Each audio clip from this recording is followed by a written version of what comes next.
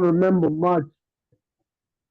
So welcome back. I think this is the 11th session. Um, Thomas is with us again, and Sipho is going to give us a review, and then we're going to start reading chapter 13 of book one.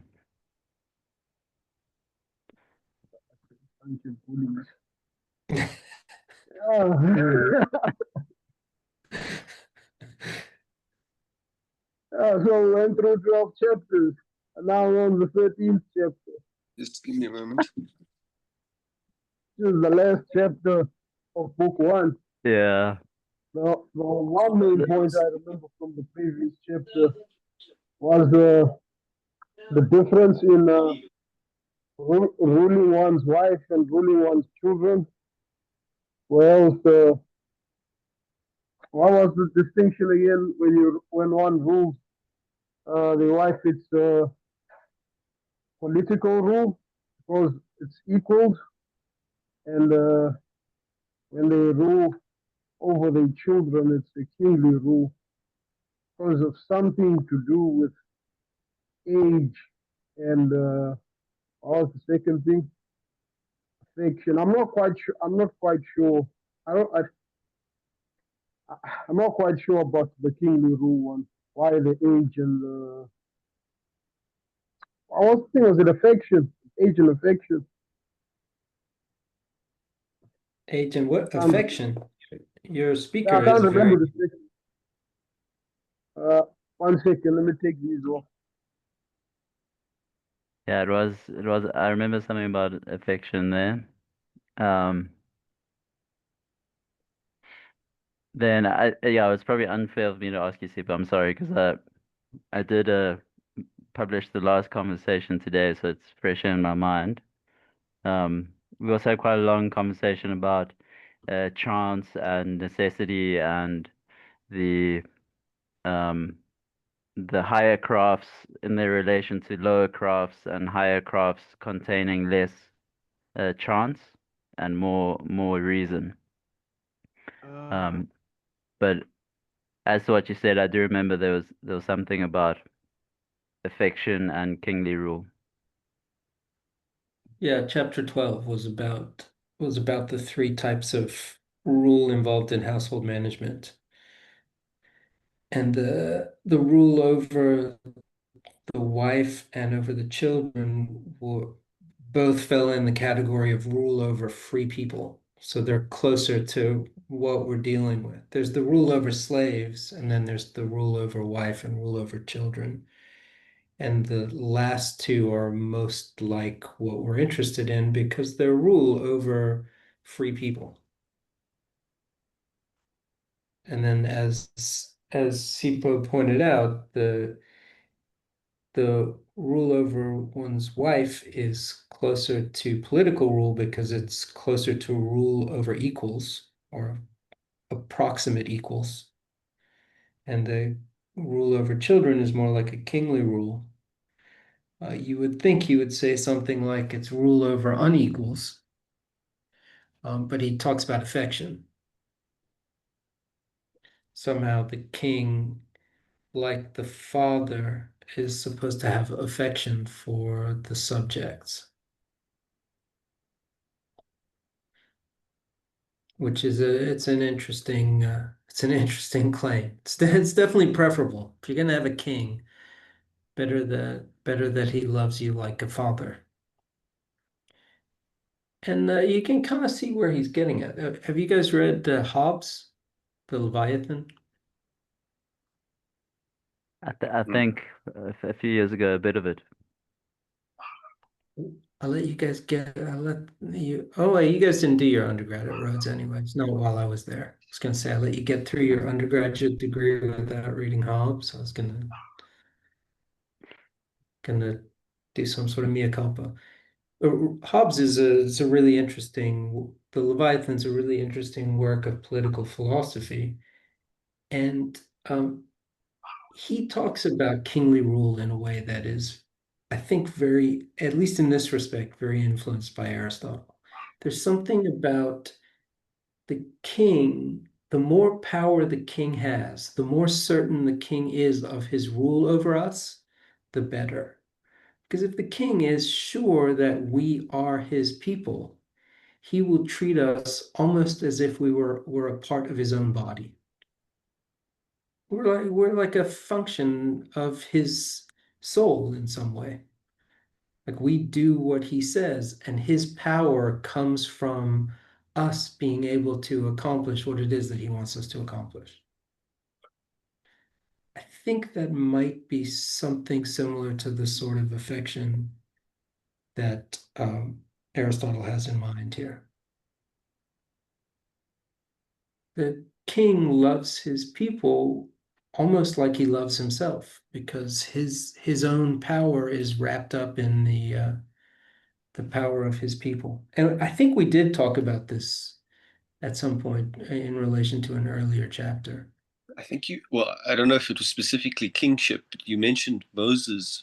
There's some connotation of him feeling every suffering of the people. That was it. That was it, Thomas. Yeah, that's what I was thinking of. That the ruler, the people are in some way a part of the ruler. And in that sense, he or she should have affection for the people that he or she is ruling, like they have affection for themselves, like a father has affection for a child.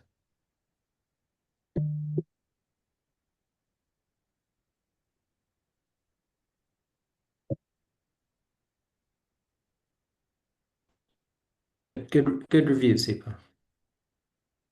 I think that affection point was the right point to call our attention to here. My, 1 second. Chaos unfolding.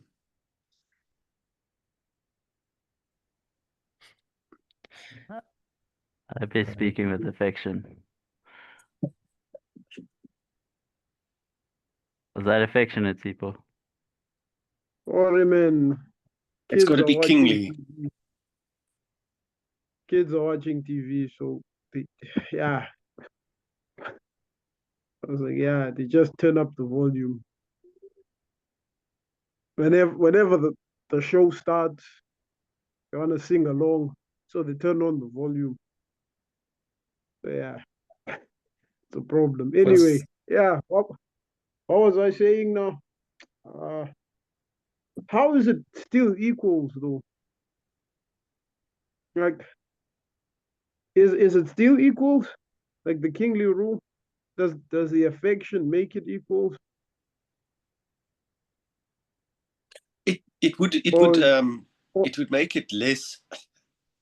It makes it less of a slave relationship, because if you have affection for someone, in a way they hold part of you in them, and so the inequality, even though there may be a great inequality between the two of you, you can't just rule by a kind of fiat. I don't know if I'm making much sense.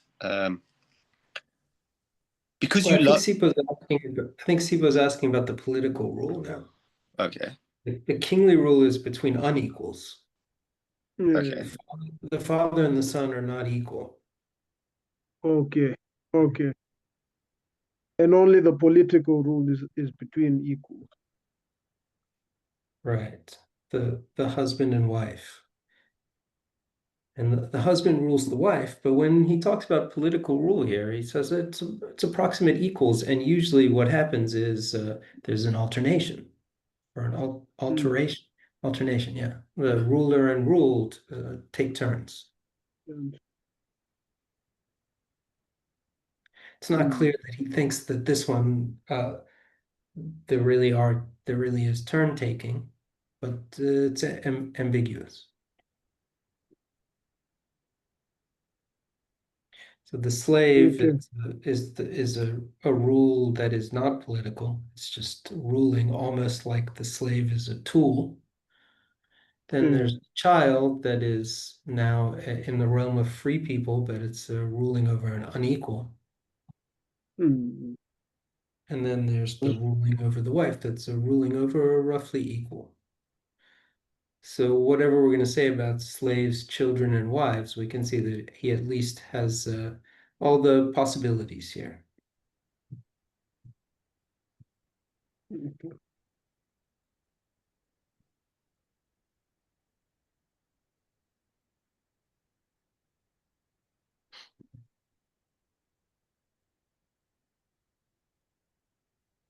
Ready. So then, does this answer his original question that there are different types of ruling? That was one of the key points right in the beginning, that often people think that ruling is done in one way, and so if person is good at ruling, I suppose the division between kingly rule and political rule was already him telling us that there are different ways of ruling. Yeah, anyway, that I think I answered my own question. Well, I don't know. I think we should hold on to that question. That might be what we're going to do in this last chapter here. That was a big question at the beginning of this is how Aristotle starts his inquiries. You know, the first question of most inquiries is what are we talking about?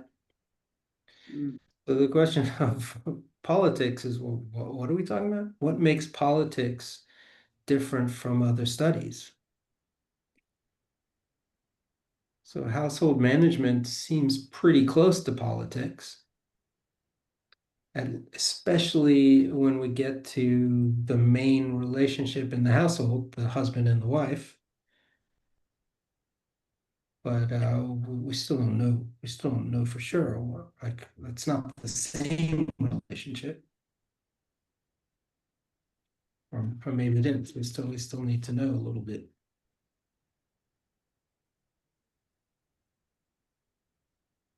Okay, should we read chapter 13 here? Yeah.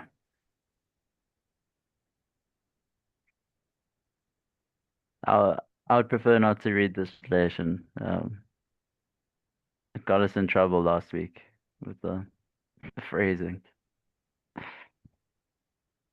Go on, Thomas. Take it away. Chapter 13. It is clear then that the serious concern of household management is greater for human beings than the acquisition of things without souls, for their virtue rather than for the property of theirs which we call wealth, and for free people rather than the slaves.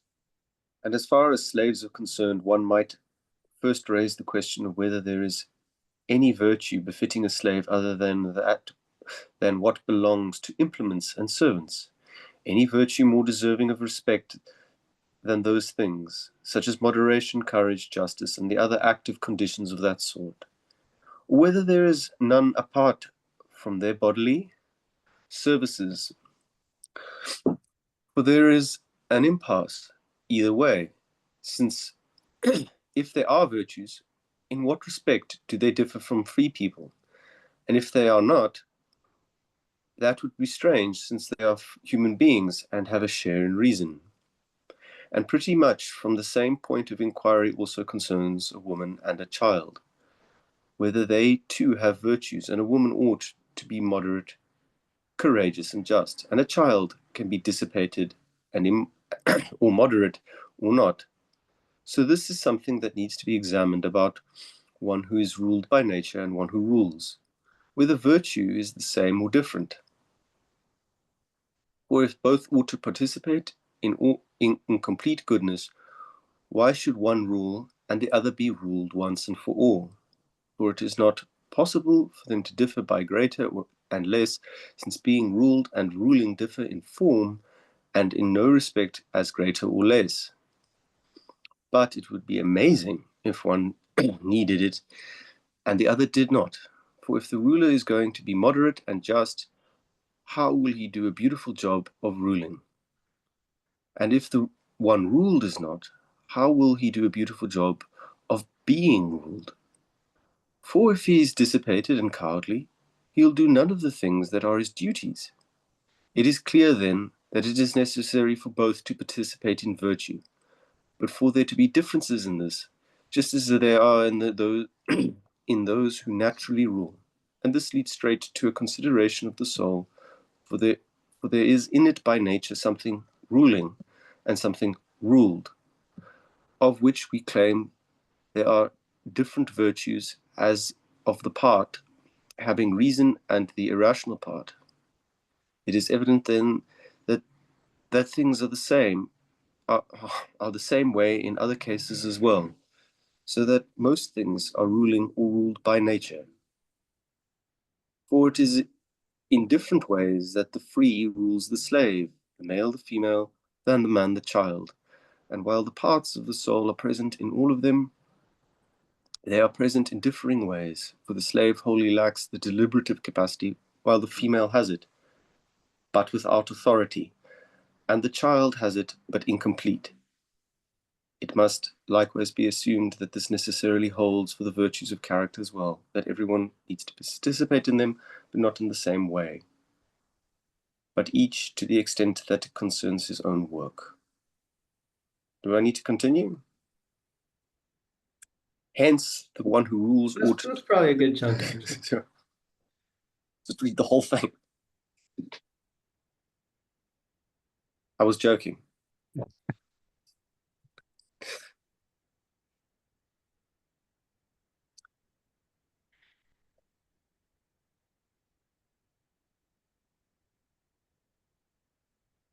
I don't know what stands out to me there. I probably should have pre-read it. Except for virtue coming out.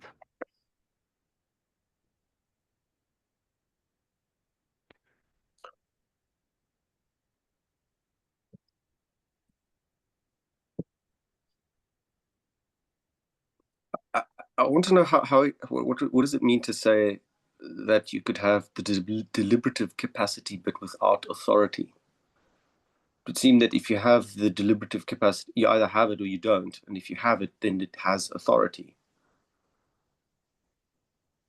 But can we take it a step before that? What's it called deliberative faculty? Good question. Take it before that. What is that? The ability to reason.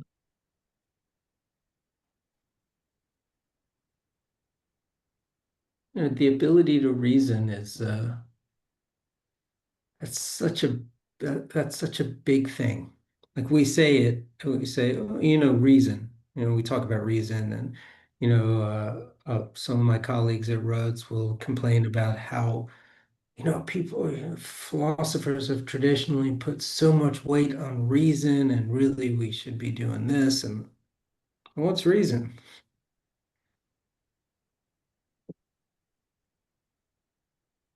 Is it the same thing when I'm reasoning about the nature of God and what makes a being as it is when I'm reasoning about what I should have for breakfast? Is that the same reasoning? Is it the same reasoning when I am trying to arrive at a conclusion and I'm trying to investigate my assumptions? Those seem to be opposite.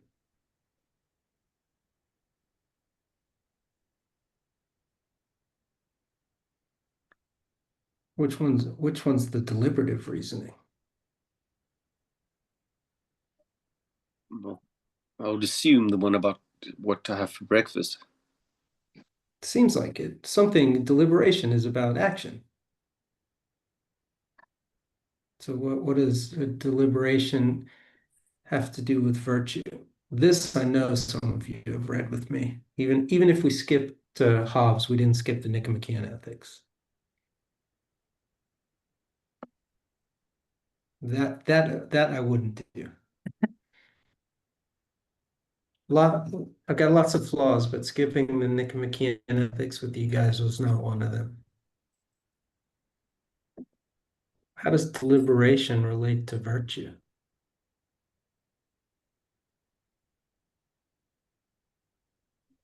Don't you want to choose the right action? Okay. Or rather the action that will lead to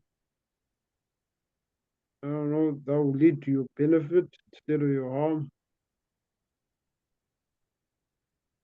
All right. Well, how does he understand benefit in the Nicomachean Ethics?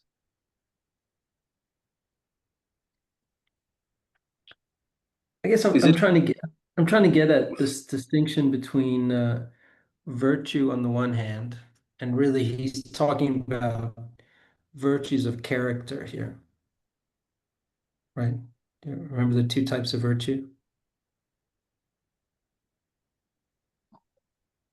People are nodding. They Character know what and yeah, character and and thought is the other one.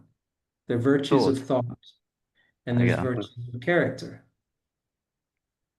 And both belong to human beings in virtue of our being this thing that we call rational. One allows us to give the reason. Deliberation would be included in that. So deliberation it is a virtue. And the other allows us, so deliberation to give the reason, and just to note Thomas's first question here. Deliberation is intrinsically authoritative, it's giving the reason. And then the virtues of character, justice, moderation, temperance, but temperance and moderation are the same, courage, magnanimity. He mentions a couple more here. uh,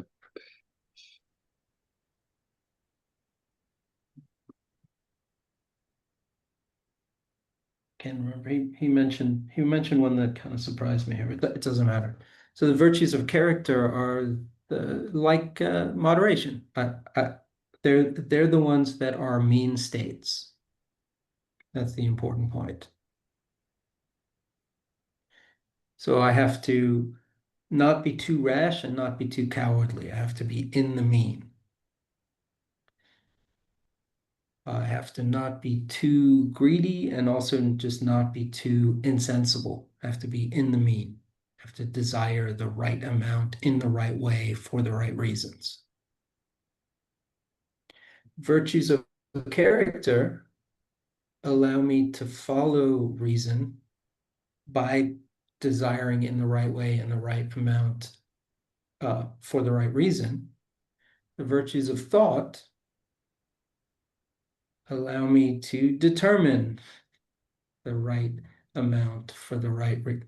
So I'm actually in a situation where there is something threatening me, and I have to decide, do I fight? Do I run away? Do I do something else?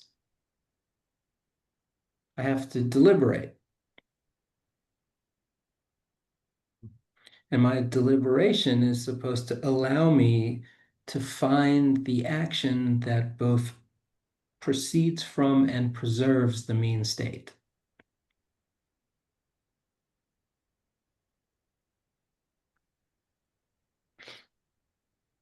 Okay, are people with me here?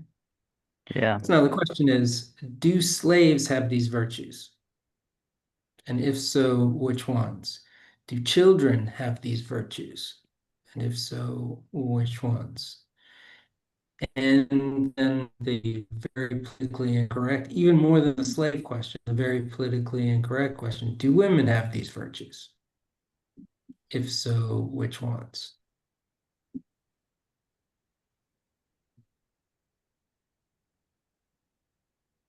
Does that distinction come out in the Nicomachean Ethics between the virtue of character and the virtue of thought? Yes, Okay. it does. Because it's how can you I ask? determine the mean. Sorry, Larry. Can I ask It's where actually where it's book 1, chapter 13, the same book and chapter we're on right now of the Nice.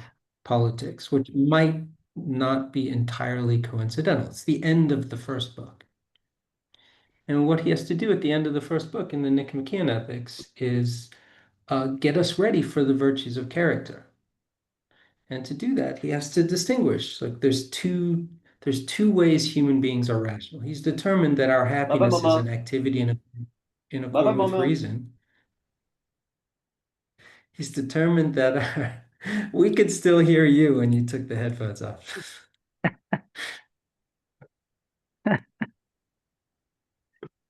Oh, I got distracted there. So our happiness is a lifetime of activity in accord with virtue and in accord with reason. There's two ways we can be rational. One is by thinking, by giving the reason, and we become rational in that way through learning.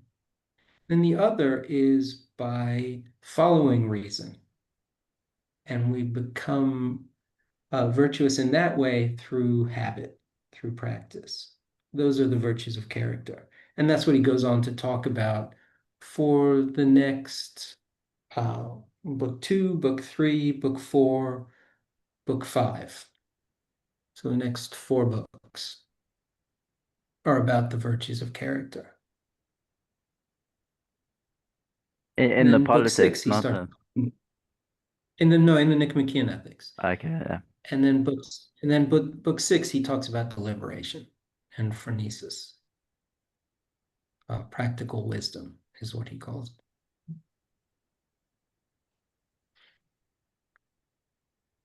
And here the question is,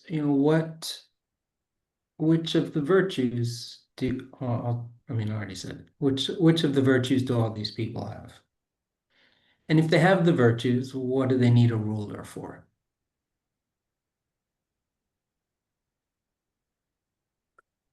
Wouldn't it be it'd be a bit cheating to say that they have them to a certain degree or a great? Oh no, you said they don't. Sorry. Well, if they don't have them to a certain degree, that means they do have them to a certain degree, right? So that's fine. It wouldn't be cheating to say that, but you got to fill it in. So what degree do they have it to? An unauthoritative. I'm joking.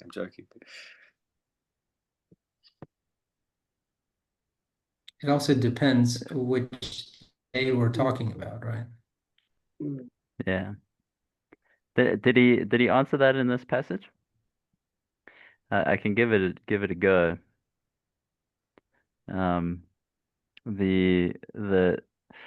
slave gets the virtue of character or the habituated virtue from the master. So I don't know if that would be correct. I think he said the slave is almost like a tool in terms of the master's use. So there's still something in being able to follow reason or being given reason. But maybe the slave doesn't have character. Um, the child um in I think I would say almost the same character, the virtue of character and potentially the virtue of thought. And then the woman, both virtue of character and virtue of thought. But maybe I was a bit too general. It does say in the Poetics that it's inappropriate for a woman to be too philosophical. So maybe not thought as well. Well, okay. I'm not sure where he says that in the Poetics or what the context is. But philosophical thought is not what we're talking about here. We're talking about deliberation. If Ah,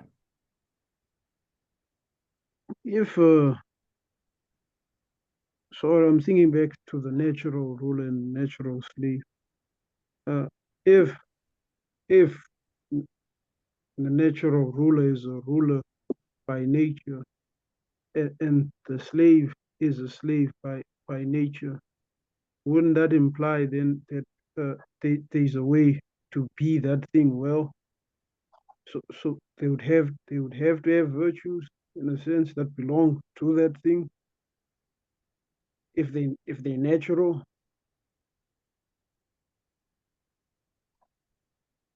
Yeah, that's a good point. That's a good way to put it. But what are the virtues that would be natural to the slave, or what virtues might not be natural to the slave?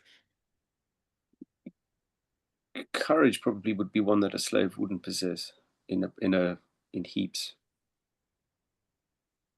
Why You would just a want slave? you just need a slave to be usually you just need a slave to be moderate. You don't want him to be drunk all the time and to not eat too much or steal. You don't need him to be courageous. You never give a slave a weapon to go out and fight in wars. No? Didn't they do that? I thought they did that. multiple Historically, wars. it's very rare. I will say that it's very rare to give slaves weapons.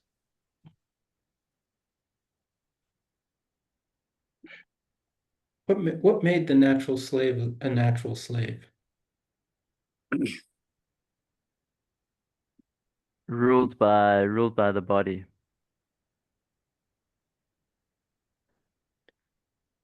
Or Okay. absence of reason. But we had a distinction there between I don't know the terms. I can't remember the terms we used. That body and mind and reason and appetite. There was a distinction between the two, and the slave was of the prior, I think, of body and mind, I think is the word that we use. And the natural slave, if I'm remembering correctly, was so because they ruled by their body or by desire. Desire. I think that's what makes the slave a slave. Okay. Oh, what about the kid? Let's try children. I was going to say let's try the least political one, but nowadays ruling children is considered inappropriate. A certain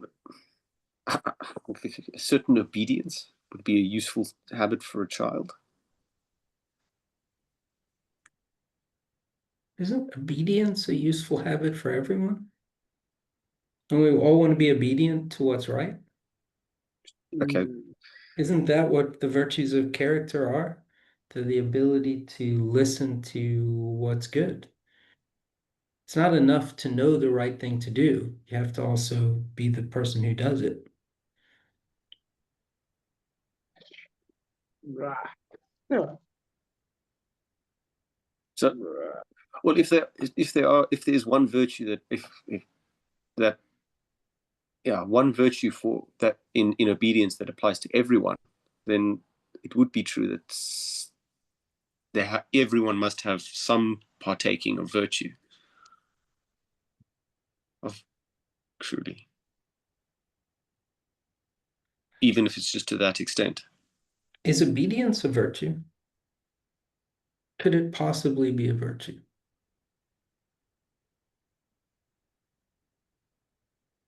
Yes, Obedience is good.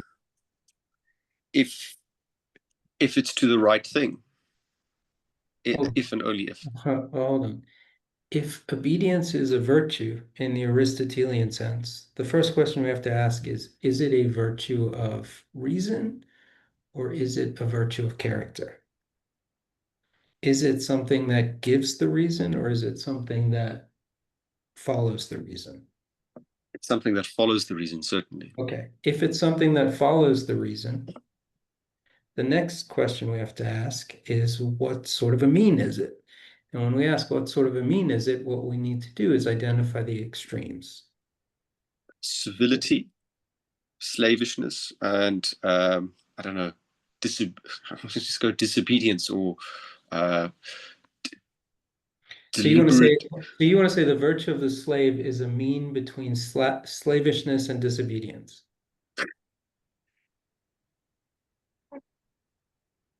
Well, there's a civility. I'm thinking of someone being excessively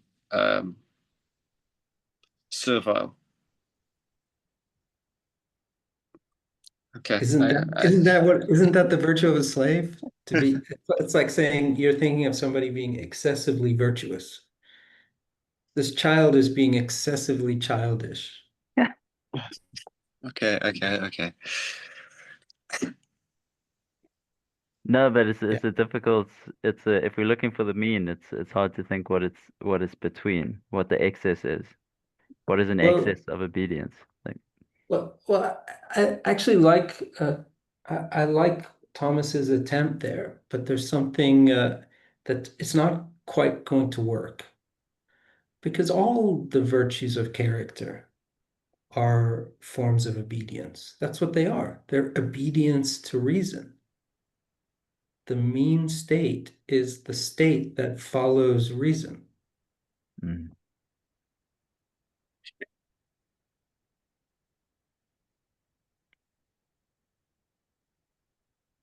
So obedience.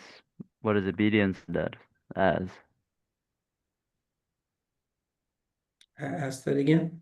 I couldn't hear you. What is obedience? Is it a virtue? It's not of. It's not, Well, I don't know that Aristotle ever, I don't even know what the Greek word for obedience would be here. Yes, I guess there's something in here about obedience, right?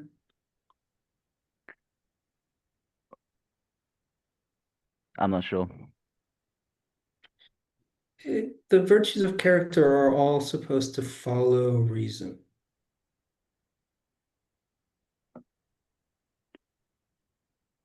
All right, so what is that? What's the difference between the virtues of character of the ruler and the virtues of character of the ruled? The, Is it not the ruler the activity? the ruler must in some way must never obey the ruled. It, that was a terrible way of articulating what I'm trying to get at. It's like the ruler should know what the right reason, presumably, and should give that to the ruled. Like, don't put your hand to the child. Don't put your hand on the hot stove.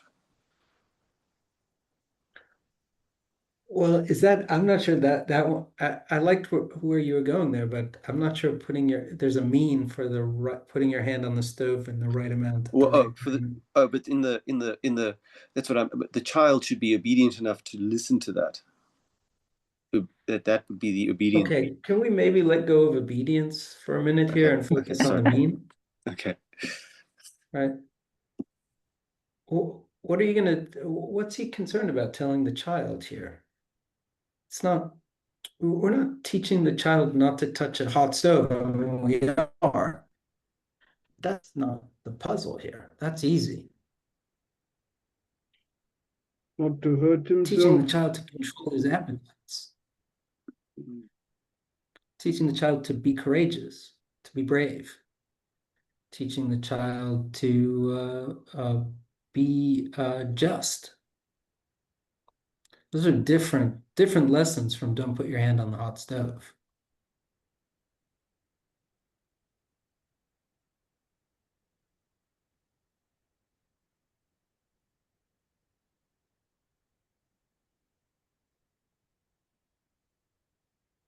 One thing to notice about the child is that the child doesn't have reason yet, doesn't have the practical wisdom to be able to deliberate and figure out how much he should eat. He can't do it. He can't do it for himself.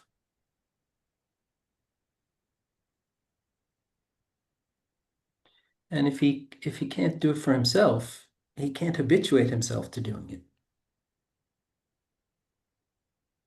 Something sort of we're taking a long trip into Aristotle's ethics here, but that's not inappropriate. It's very connected to what the politician is supposed to be doing here.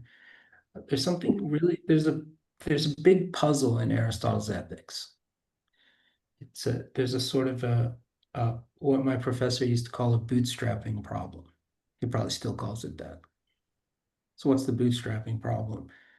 Well, you have to know the right reason to be able to habituate yourself to right reason.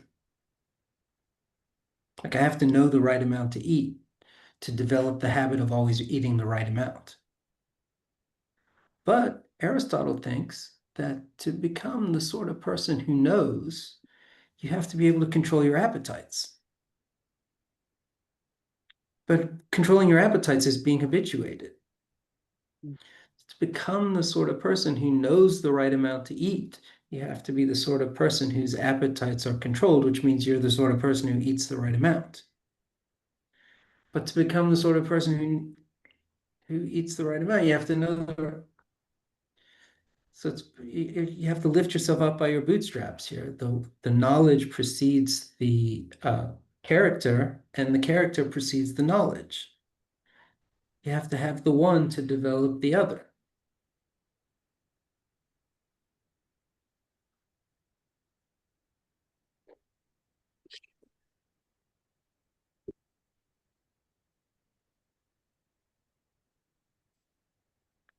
That was actually, sorry, yes.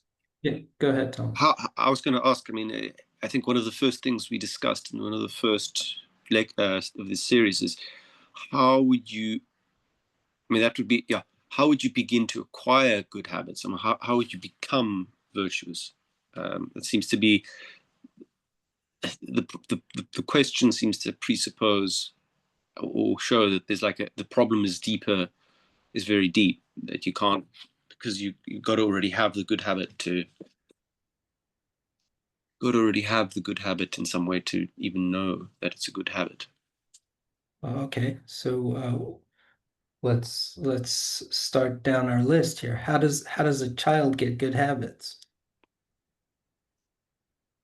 Through training. Kingly rule. Like the child doesn't have the reason. It's just a kid. It doesn't have the habits yet either. But even before I teach it why you can't have another piece of cake, I'm just gonna not let it doesn't have to understand. I'm gonna rule it like a king.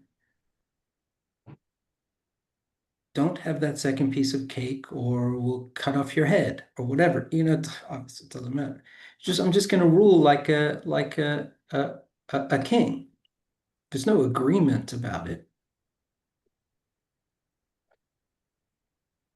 And in ruling like a king, I'm going to help this child develop the virtues of character, develop the right habits. That's not the end. This is my child. I want to make this child an adult. I'm going to have it develop the right habits so that it can then learn how to identify the right reason and rule itself.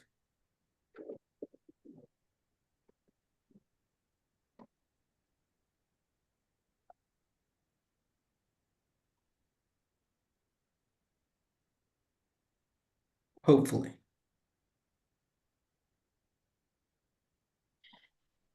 Sure. If it turns out that for some reason the child in question is unable to ever begin ruling itself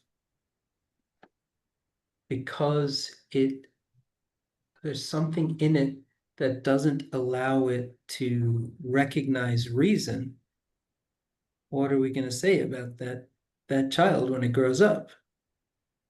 It's a natural slave. There you go. That's one type of natural slave. One So- type of natural slave is somebody who just can't, for some reason, can't develop reason.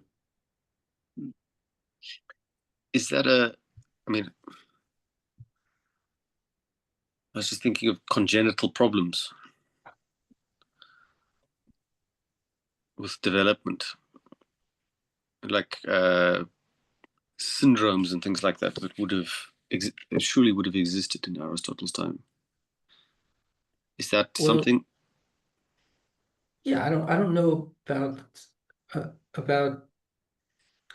syndromes or anything like that, but if somebody is unable to develop the ability to deliberate, to exercise practical reason, there is something about them that is the ruling principle in themselves is disabled. Historically, I have no idea if this happened in Aristotle's time. Frankly, I personally I don't care because I don't live in Aristotle's time. I'm interested in what it means for human beings. If there's something in us that is unable to rule ourselves, we need to be ruled by somebody else. We are, in some sense, like an eternal child, and we need an eternal parent. And it's interesting that Aristotle can identify exactly what that eternal parent is. It's somebody who identifies the right amount for you. That's the rule in question. The rule of the king over his subject is the same as my rational part's rule over my appetitive part. It's the same rule. Mm, mm, okay. So then, the virtues. Sorry, then go back to the question that got us here. The virtues that would belong to the slave then would be virtues of character and not virtues of thought. I cheated a little bit there, Sipho, and I thought you were going to catch me. It's not clear, uh, one way somebody could be a natural slave, and I didn't cheat. I did actually say this. So one way somebody could be a natural slave is just an inability to develop reason, to give the reason. Another way is an inability to control one's own appetites, Mm, which is an inability, and not an inability to control one's own appetites as in inability to figure out the right amount, but just this is another sort of Thomas is going to call it, what did you call it, a syndrome? Yeah, well, I had a specific one in mind, but Yeah, okay. So we could call it a syndrome. It doesn't matter. So somehow the uh, uh, somebody could just be unable to control their appetites. Just something that's like some switch that's supposed to flip doesn't flip. Just like mm, able to develop reason. And if that's the case, then we need to there's a force that needs to be exercised on that person for their own sake, right? The slavery relationship we saw weirdly back a couple of chapters ago is a type of friendship because they're going to hurt mm, themselves. The best kind of the most pleasant kind of slave seems to me to be the one who just can't develop reason. Their appetites are fine. They're just looking to us to help them find the meat. And they're looking to us for that help. Because they there's almost like you can't quite call it a recognition because that's what's missing, but they recognize that they need somebody to help them identify the right amount which they want. mm. Then there's the natural doesn't even want the right amount. That's a whole nother. There's more force involved in that relationship.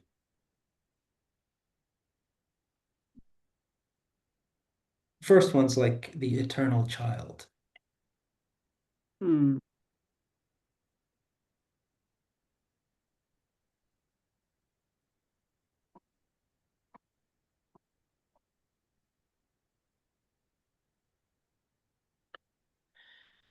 I guess we should probably talk about the woman for a second, and then talk a little bit about politics here. as a solution to this bootstrapping problem. So the woman, what was it? She rules herself, but what was the word, Thomas, that you pointed out? She has deliberation, but without authority. Without authority. Right. And just to be sure, my question was how you could have deliberation without authority. All right. So how does that work here? So what could he be getting at? There's something. This is one of Aristotle's typical slippery distinctions here. So if you've got deliberation and you can rule over yourself, you can find the right amount.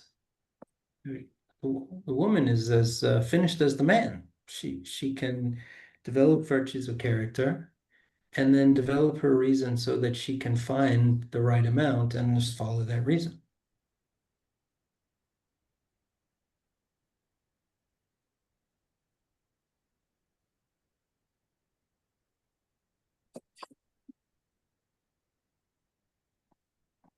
Somehow the authority is missing. And we can think of that in two ways. What he means here, at least it seems to me on this first reading here, that it's possible he means two things. One, she doesn't have authority to tell the slave what to do because she's just a woman and the slave's going to ignore her. Slave knows, well, what's she going to do about it? Could be that, could be authority over others. And then another way to think about it, a way that makes Aristotle a sexist from our perspective, is that the woman somehow doesn't have authority, doesn't quite have authority over herself in the same extent. There's something about women's bodies that make their desires harder to control. And this is the way Aristotle talks about human biology. So the authority it's a lack of, his word for it is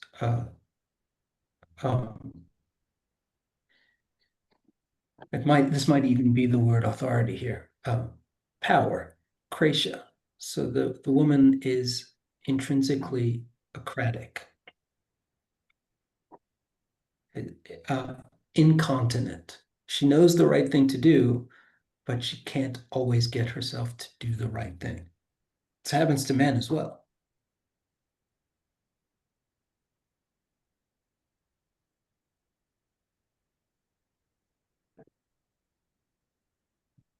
That sort of person also needs a ruler. So leaving women and children and slaves aside for a second, and see here that we're saying a lot about what it means to rule in the way that Aristotle is interested in rulership. You got all sorts of people. You got people that have a hard time controlling their appetites. They don't even have the virtues of character. Those are the more slavish people. We're going to have to control their appetites for them. We're going to have to use force on them for their own good.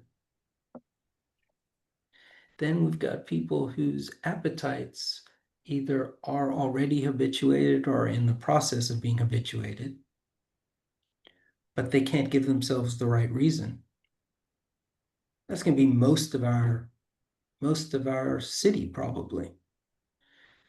That's someone we talk about it. He talks about it in the Nicomachean Ethics as well. That's the soldier who has habituated themselves to neither be cowardly nor rash, and is just waiting for the commander to tell them what to do so they can do it bravely.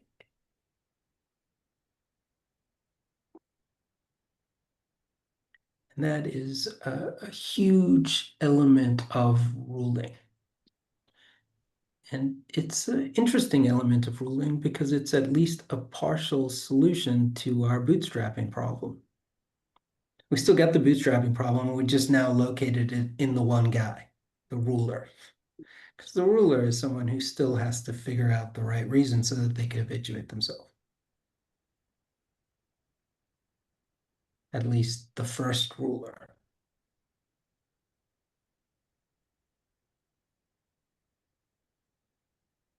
And then we've got the person who can give themselves the right reason and has habituated themselves to follow the right reason, but sometimes just the desires are too strong and they're just overcome and they're incontinent.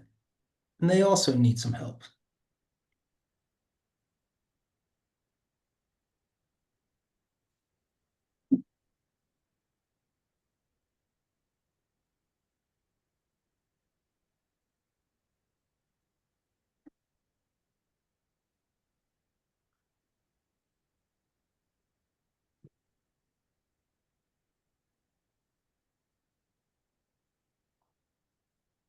A lot of people.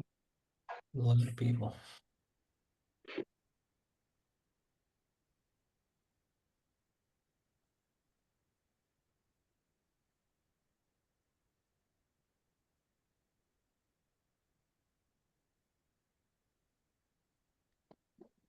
Can Yeah, also see, I don't want to, this will come up if we get far enough. I don't think we have that much further to go. But you can see how the type of rulership that would be appropriate might be different for different populations. yeah, If you got a bunch of people who are intelligent and well raised, well habituated, that are able to follow the right reason, and also able to, you're going to want some kind of democracy where everybody is sharing in rule. mm, If you got a bunch of people who are just, they're well raised and their desires are in check, but they're not very smart, you're going to want a kingly rule. And if you got a bunch of people whose desires are completely out of control, like pretty much everybody in the modern world, I don't know what you need. Tyrant of some sort.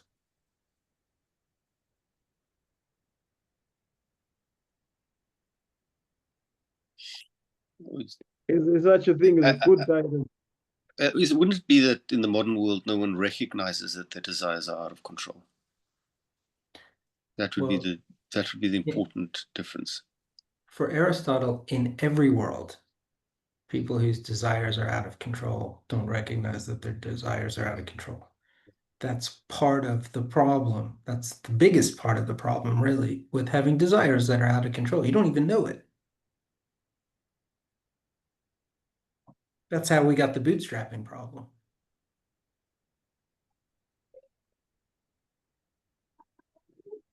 So once it's like, what's it? Recognizing there's a problem is the first step to solving. Like if you recognize that you're an alcoholic, it's the first step to recognizing that you need to do something about it. Yeah. Yeah, that's why people go to therapy, for instance, to recognize that that they're not seeing something that they should be seeing.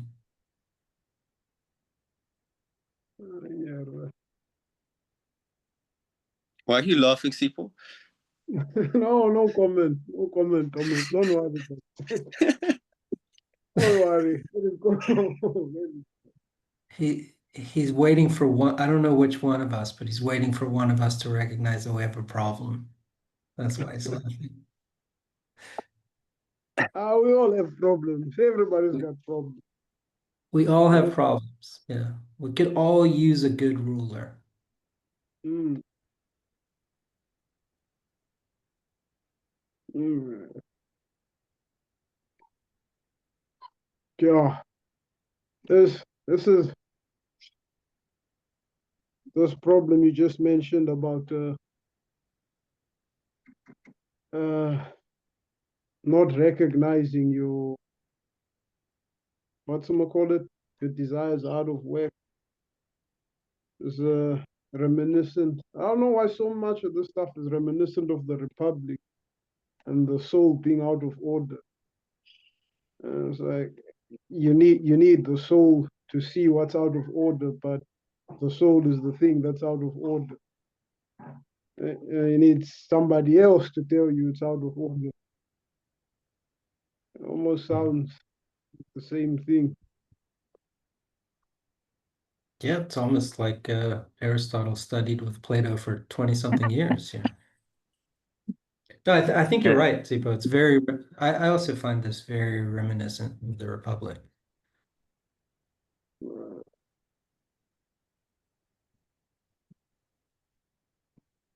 This, who's the guy though? I still have that problem. Like in my head, I'm like, so who who's the person who's got things so figured out that they can help the other people? I mean, in the case of the parent and the child, it seems obvious if the parent doesn't have problems, but it seems obvious that the parent is the one who helps habituate the child in the right direction.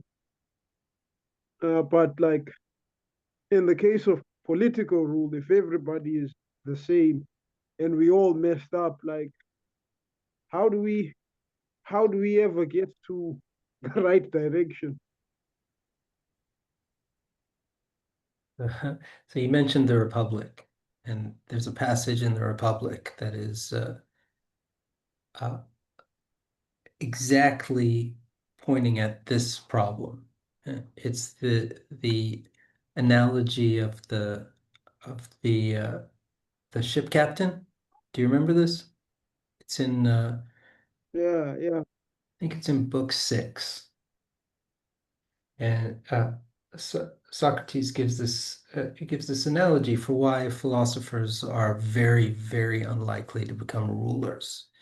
And the analogy is that there's this ship owner, and he's this I can't remember. I think he's like a big fat guy, and he's not real stupid. He's not real smart,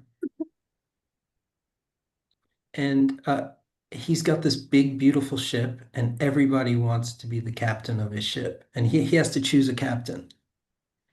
And there's one guy, the true ship captain, who's sitting off on the side of the boat, staring out at the stars. And he's staring at the stars because that's how you navigate when you're a ship captain in ancient Greece. And he's the one who knows how to captain the ship. But everybody else is fighting to become captain, and he's studying the stars, so he actually knows how to do the job. And it it would be most unlikely if this big dumb ship captain chose him.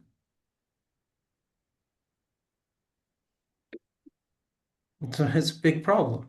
To make the problem even worse, we like to think of ourselves as the guy sitting on the side of the ship looking at the stars, but we're the big dumb ship captain. Like, how do we know who to choose? hmm.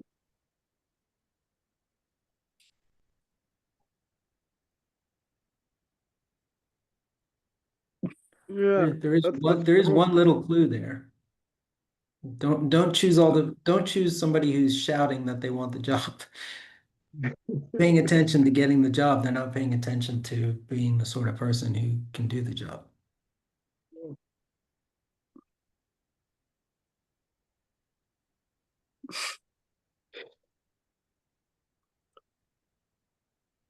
yeah, this just gave me anxiety now. You could lose weight and read a book. That would be another option. Yeah, I mean the ship owner could become a ship captain. He could become a philosopher. The person who has power in the state. Donald Trump could start reading Aristotle. That would solve everything. But who's going to convince him to start reading Aristotle?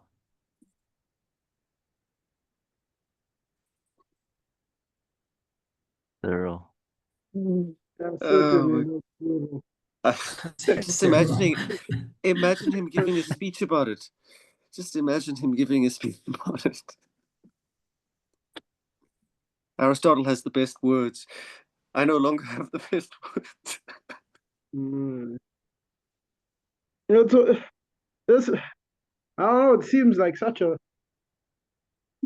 It still sounds like it's an old problem, but it's still. It feels like a current problem right now. Like everywhere you look, like feels like a current problem. Like wait, even if we're giving somebody a job, like how do we know? How do we know they're the right person to do the job if we, the person choosing, don't know how to do the job? Like, it seems like we just take the word forward. Seems like a big problem, a big problem.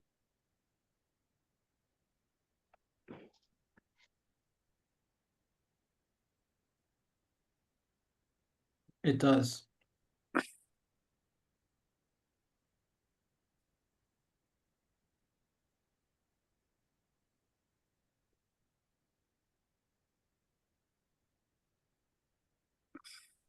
Anyway, The On that cheerful note, shall we continue, or have we exhausted the? now we need to We finish still this got some chapter. time. I need to go get my computer charger. I'll be I know right what I back. meant was that we finished.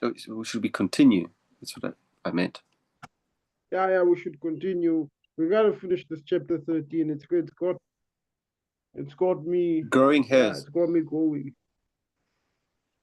mm, Got me going. I need to cut my hair. Getting out of hair now. But I don't want to cut it in winter, bro. Yeah. Do you always, when you cut it, do you cut it like to the quick? I To the always skin? ask the person cutting it not to, and they always say yes, and then And they then they do don't. exactly what I asked them not to do. And by the time they've started doing what you They told them make not me to do, feel, it's too late. yeah, they make me feel like a big dumb ship captain. That's how they make me feel. That's how they make me feel. It's frustrating. So I don't trust people to cut my hair. I only cut my hair when I'm in for both. I go to a guy I know, and I'm like, bruh, cut my hair. Because nobody ever follows the instruction, and then I'm stuck with my scalp freezing.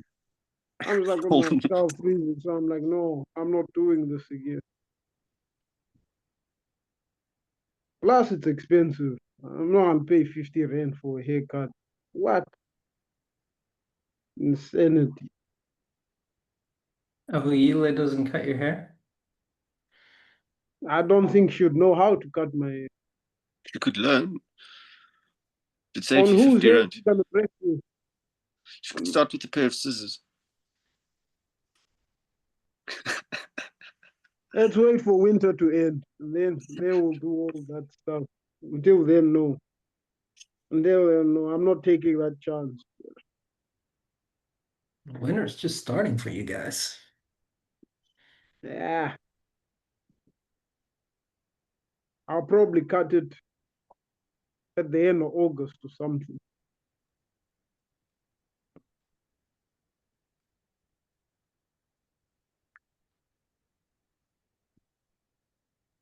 All right, now that we've sorted Sipho's hair out, should we read some more here?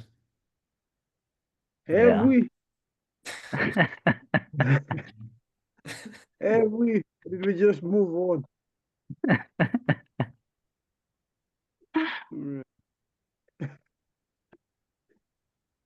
Let's go, Jess. Let's go. All right, where'd you leave off, Thomas? But it was without authority, and the child has it, but incomplete. It must it's probably line 13, 14. 1260, And the child 1260 A14. A 14, 13, yeah. But the child has it, but incomplete. Okay, And then that was the last part of the last sentence. got it. Okay. Who's up here? Not One me, second, my I'm trying to find. yeah. I'm trying to find because I don't have.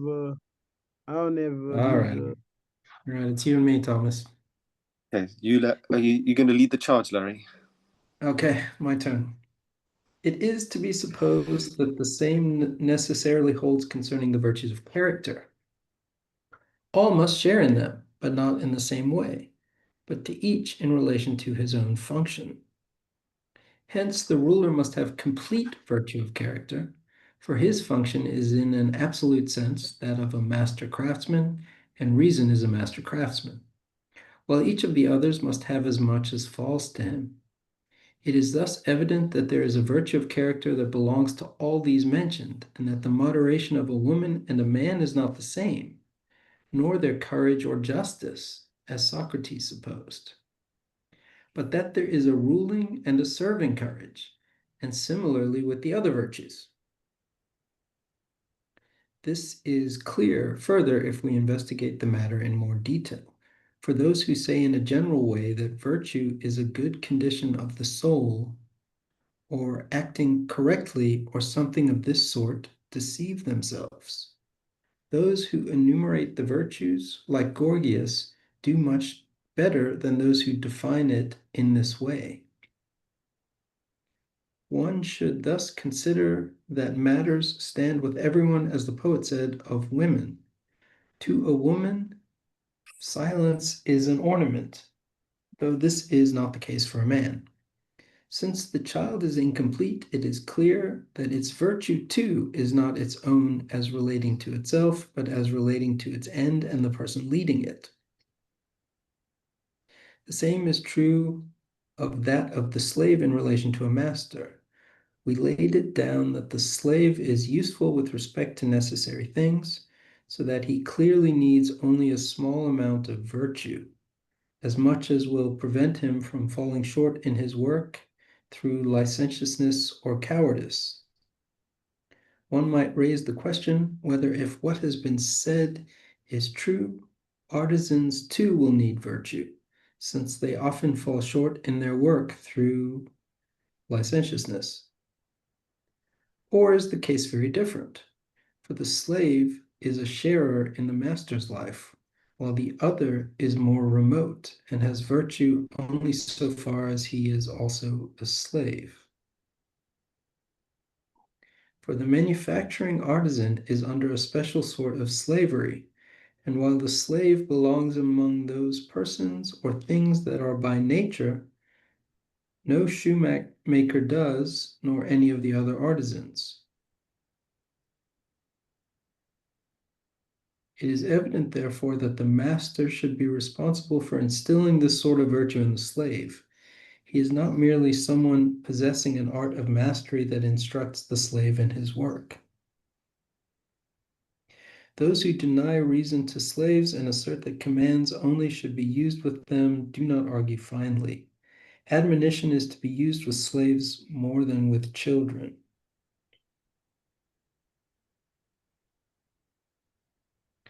But concerning these matters, let our discussion stand thus.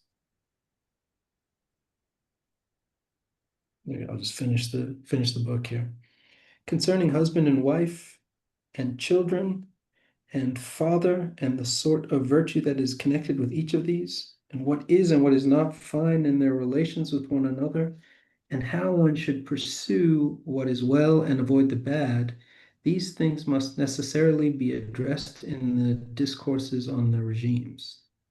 For since the household as a whole is a part of the city, and these things of the household, and one should look at the virtue of the part in relation to the virtue of the whole, both children and women must necessarily be educated looking to the regime, at least if it makes any difference with a view to the city's being excellent, that both its children and its women are excellent. But it necessarily makes a difference.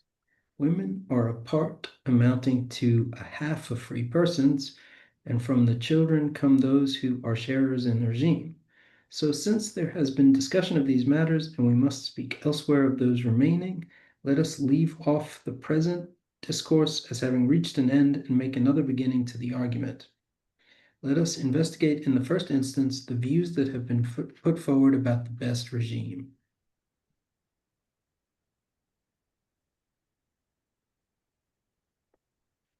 I am surprised by the praise of Gorgias.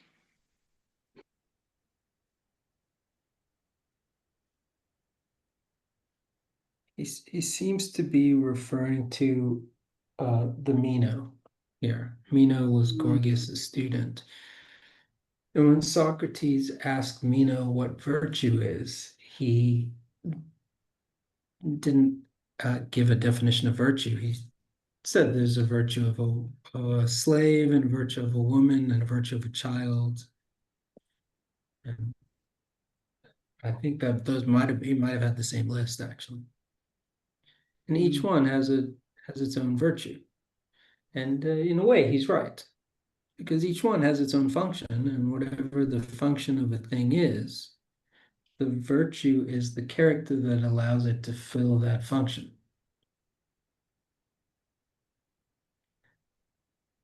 The problem with Gorgias is the problem that Socrates raised.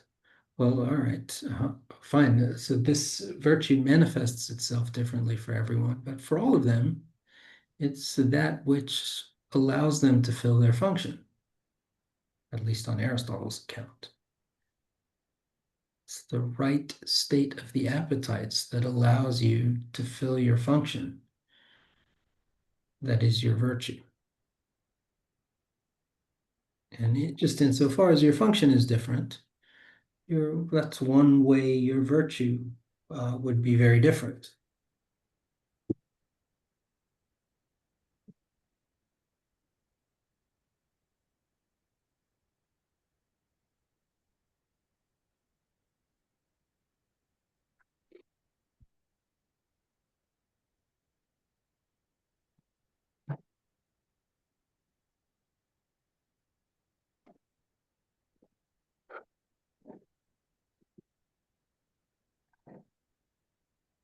I have this background question persistently. It's like this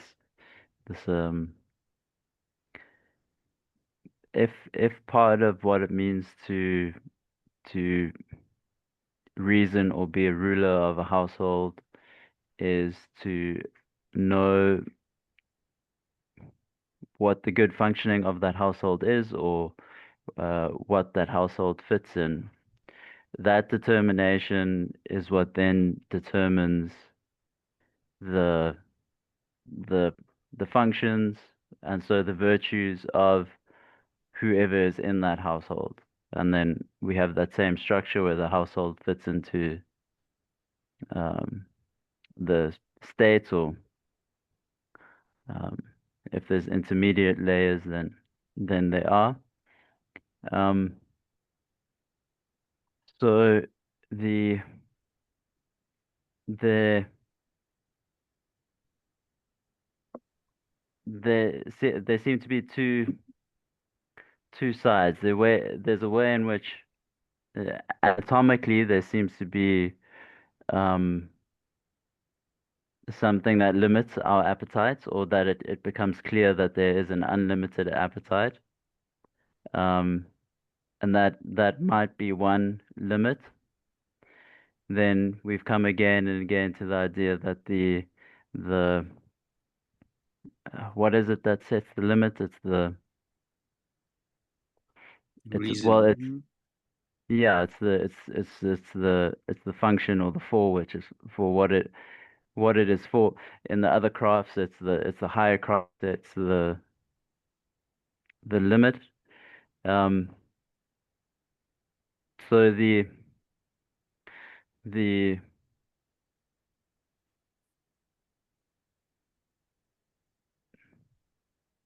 the question that I'm trying to get at, or the thing that I'm wondering about, is the way that the context, the potential arbitrariness. I don't know if that's quite like the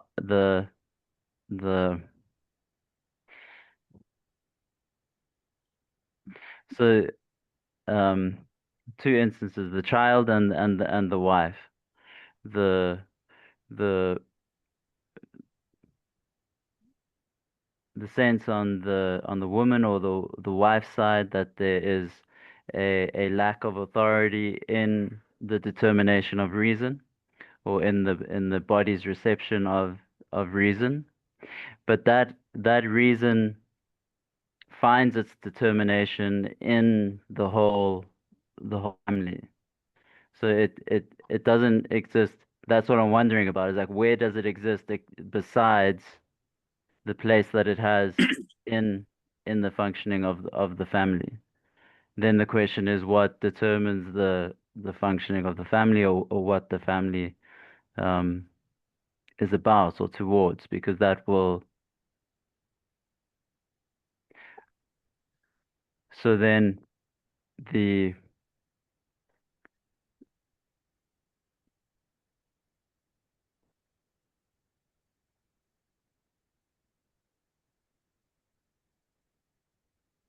yeah, with the child, and this notion of a syndrome. um I don't know if I can. There's something there of a similar vein, though, but I've gestured quite unclearly to a general space. But the yeah, let me leave it half formed there. Damn. I didn't follow you there, Daniel.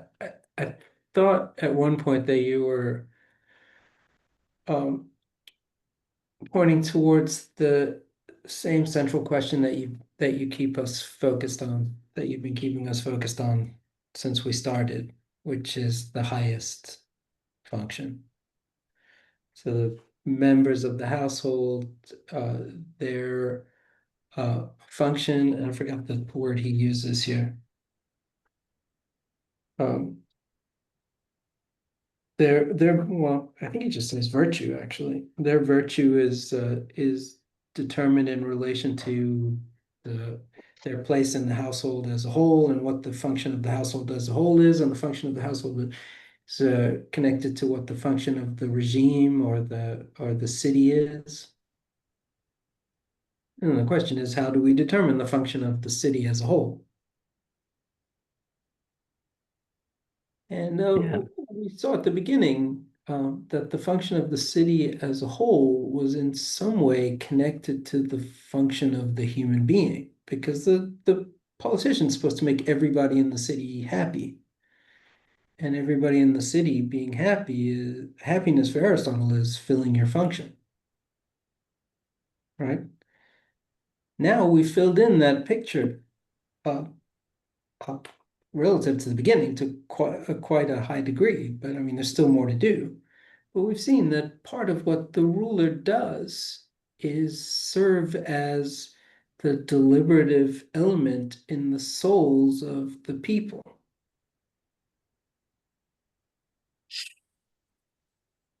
So we haven't gotten rid of the bootstrapping issue. That I don't know that ever goes away fully. I don't see how it possibly could.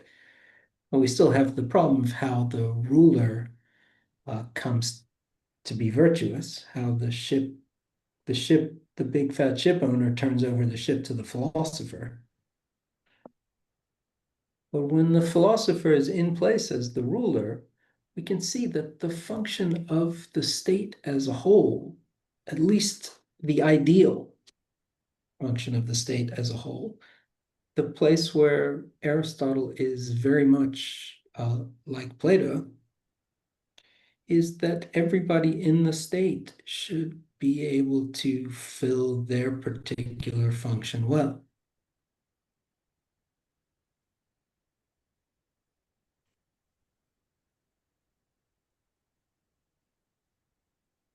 in some sense, that function is just determined by their being each person being a human being, and it being the human function, which is that the rational element in us control the um, appetitive element. And in another sense, it's going to take all sorts of forms. I mean, where your state is going to dictate what sort of functions you need people to fill.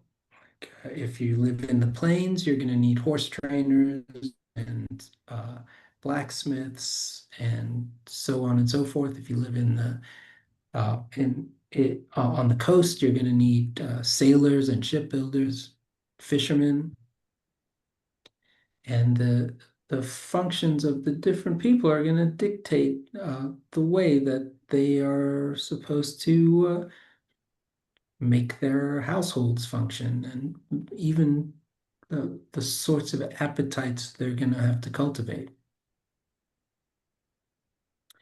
Always there's something general, the filling of the function, and there's something particular. The stuff that Thomas noticed, we even praise Gorgias for. We have to somehow be able to hold both.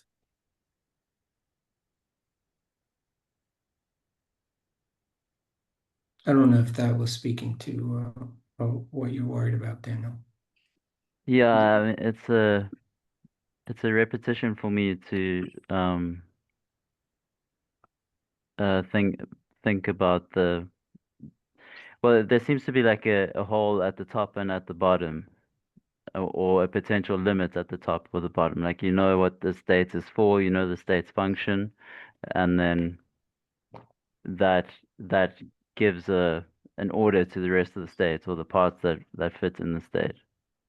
But we the at the level of the household, that same uh, that same structure is working, in that whatever the household is for, or whatever it's orientated towards, is then how the members of the household find a place, and come to be virtuous, or like the kind of wondering, I guess, was like the the the virtues that are potentially fulfillable are determined by the household, or by what the household is doing, uh, what it's for. Um, the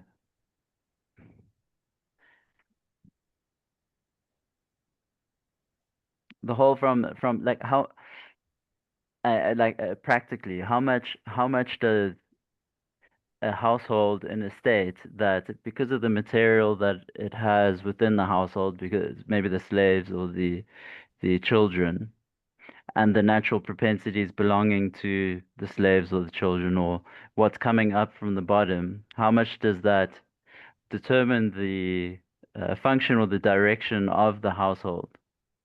Like, where's the I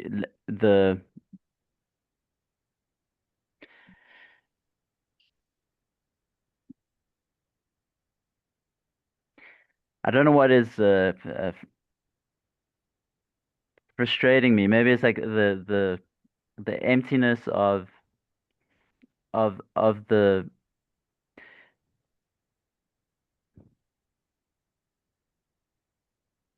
uh, I'm not sure. The virtues themselves, or Emptiness? the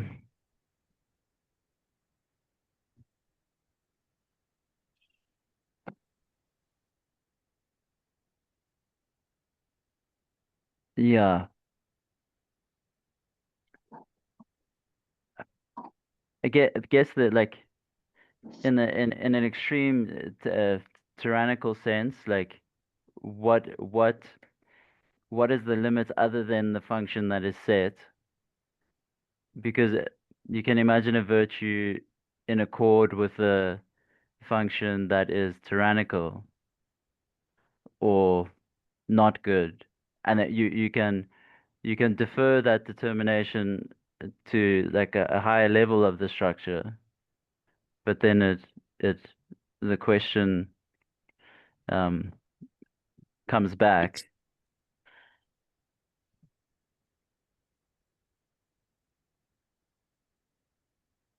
So I guess maybe arbitrariness might have been a question or the word more in my mind than emptiness, but um, Is it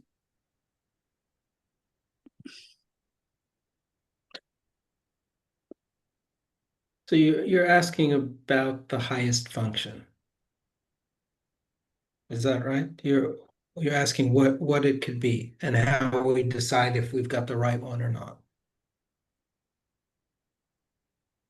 yeah, and then I appreciate this, at least how I'm thinking in the bootstrapping then is that in order to determine the correct function for the slaves or the children in the household, you have to know the function of the household.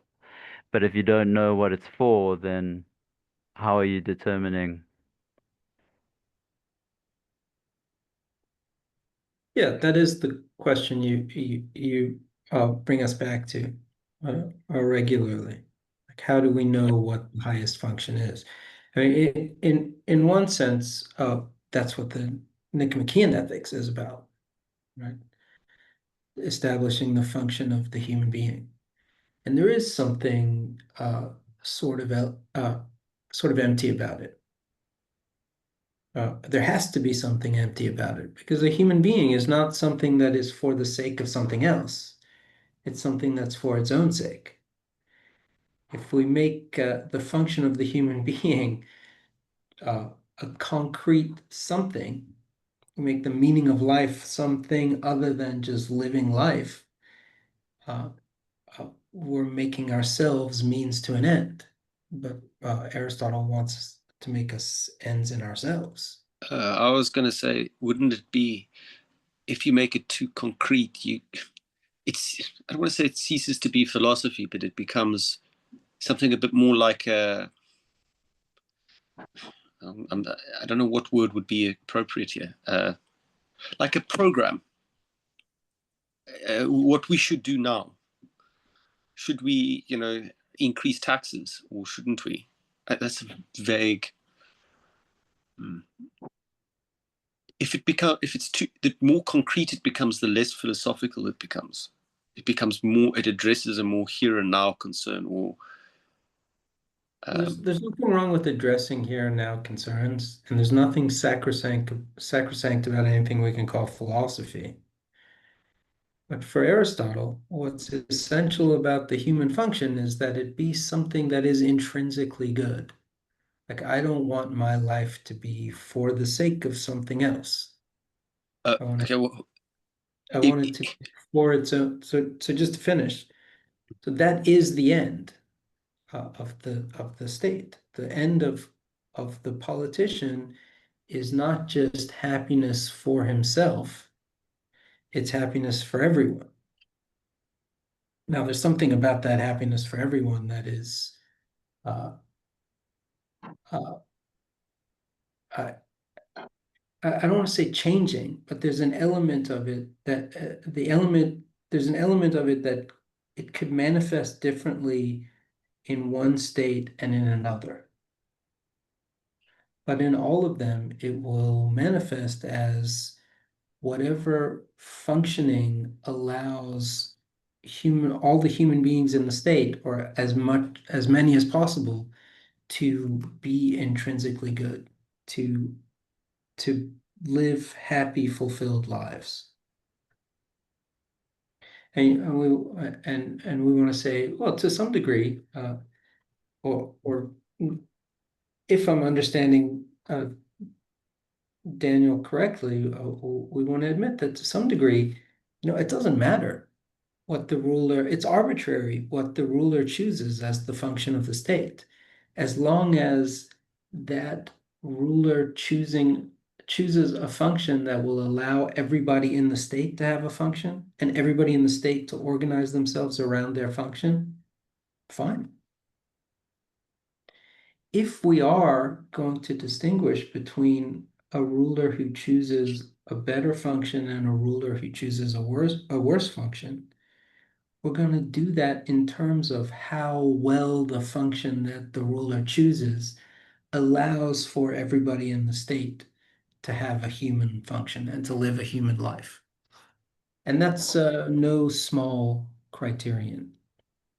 It could be that the state that dedicates itself to something bad is dedicating itself to something bad because the thing it's dedicating itself to doesn't allow for everybody in the state to live a human life. That could be what it means for the state to dedicate itself to something bad.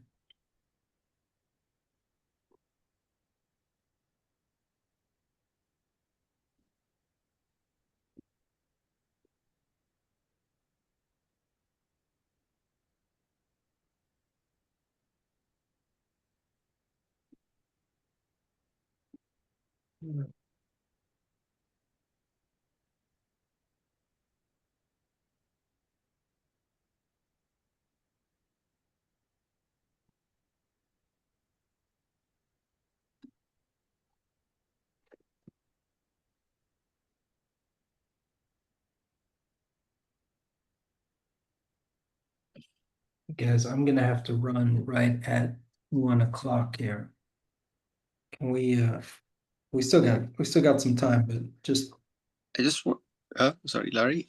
I'm interested in this. And while the slave is what he is by nature, oh wait, no, for the mechanical craftsman has a certain restricted slavery, and while the slave is what he is by nature, no leather worker nor any other craftsman, nor of any other craftsman. I don't quite understand that. 1260b.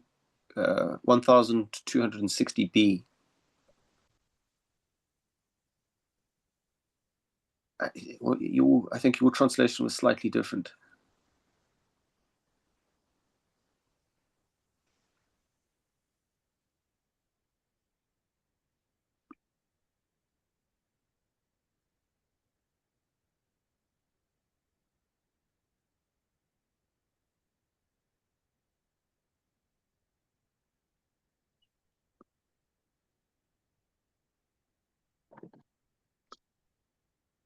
Okay, I think I've actually got the solution. what's the problem you're having here? I don't understand why he's saying that a craftsman has a certain restricted slavery. What that means, I would have thought that a craftsman could be a kind of freeman, but I realized the craftsman is ruled by the user. Right, that's it. I think you did get it. So the craftsman has a sort of a slavery because his function is determined by somebody else. And how well he fills his function is likewise determined by that other person. So the usual example is the rudder maker and the sailor, or the bridle maker and the horse rider. So the bridle maker is in some sense like a slave of the horse rider, but he's not a natural slave. It's just a peculiarity of his function, that it's subordinate to the function of the other. In that passage. That almost apply, in a way that would apply to any craft.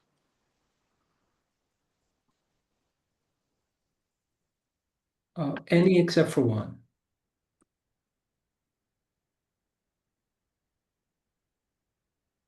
The ruling craft. The high. The ruling craft. Yeah. The highest one is unique in that it has to rule itself. Yeah. It's the only truly free craft.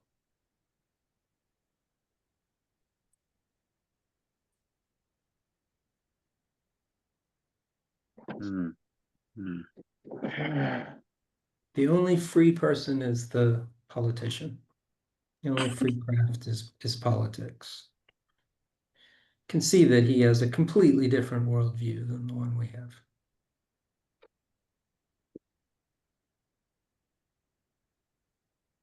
Completely.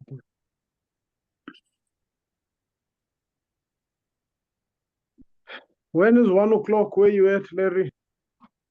In 8 minutes. Yeah, let's not make you late. Yeah, let's not make you late, Larry. Yeah, let's I'm perfectly well equipped to make myself late. You guys don't trouble yourselves. Next week, what day do we meet? Tuesdays. Mm-hmm. I may be able to meet on Tuesday next week. Okay. Let's confirm Sunday. Can everyone confirm Sunday? They'll be able to meet at the same time. Sure. Sunday. Confirm Yeah. on Sunday for Tuesday Oh, on Sunday. Oh, yes. at same time. At the same time, yes. Good. Yeah. I'll just tell you a little bit of good news, Larry and Dan and Sipho. I've been trying to get English teaching work, and I finally got some. I posted that I was a philosopher, so my student is a Spaniard who reads Spinoza in Spanish. So he's asking me to. Spinoza did write in Latin, but he's asking that we read Spinoza Spanish. for his English teaching. You're That's gonna rad. read Spinoza to learn English. Yes. In English. We're gonna just read it and then correct his pronunciation and then discuss it. Yeah, that's awesome. He's going to be able to talk about substances and attributes and modes when he's ordering his coffee. He's actually, I mean, I think he's got all of that down. He's got brilliant English. So you're getting paid for nothing. basically, I'm getting paid to read Spinoza. I mean, how could the world get any better? Perfect. That's great. What do you guys read? The ethics? No. The Tractatus. He was interested in the Tractatus. It's a good excuse to read Spinoza. There's two. There's the theological political treatise and the political treatise. The theological political one. The one where he goes after miracles. Yeah, I think that's the theological one. Mm. I thought it was. When he mentioned it, it was very interesting to hear him say that Spinoza sort of naturalized miracles, because I just immediately thought of Hume and Hume's argument against miracles. Anyway, that's it. Larry, let's not make you late. Well, congratulations. That sounds like fun. Yeah. I'll be thinking of all of you. All right. Ciao, ciao. Think of all of us when you get paid as well.